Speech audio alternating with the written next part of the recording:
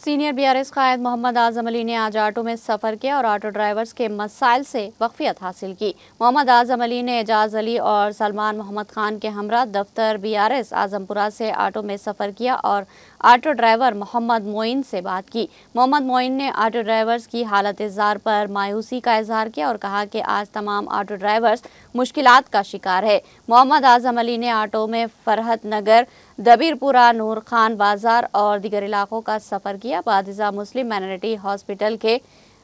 Maternity hospital के करीब auto stand पर ऑटो ड्राइवर्स से बातचीत की। बेशतर ऑटो ड्राइवर्स ने बताया कि कांग्रेस हुकूमत में ऑटो ड्राइवर्स का जीना दोभर हो गया है। खवातीन के लिए बसों में मुफ्त सफ़र की स्कीम मुतारुफ की गई, ताहम दूसरी तरफ ऑटो वालों से किए गए वादों को पूरा नहीं किया गया।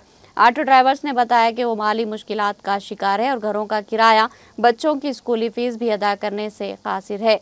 तरफा तमाशा ये है कि ऑटो की माहाना खैस 10,200 रुपये की अदम अदायगी पर ऑटोस को जब्त किया जा रहा।